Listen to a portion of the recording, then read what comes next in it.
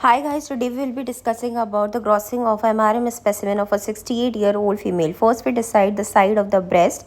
We imagine the patient standing in front of us. The short thread is the superior one and the long thread is the lateral one. So this is the right breast. We measure the size of the breast and also the attached skin flap here.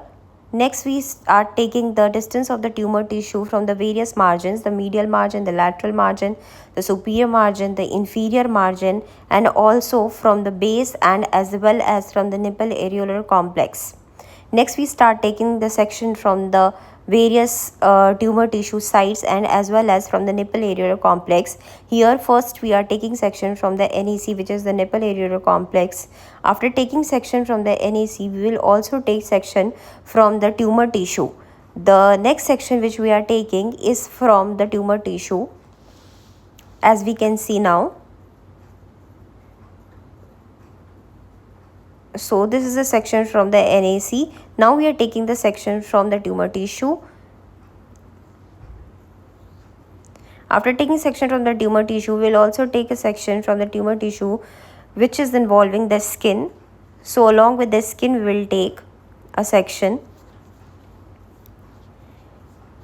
Next, we will take a section of the tumor tissue with attached fat. So here we are doing that. After taking all the sections, we also take various shaped margins, which is the superior margin, medial margin, inferior margin and the lateral margin, and also from the base.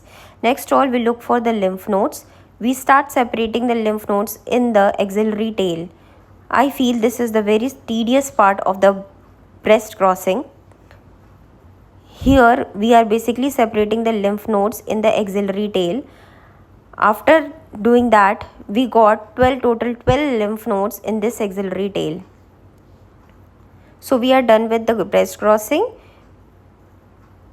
I hope you like this video.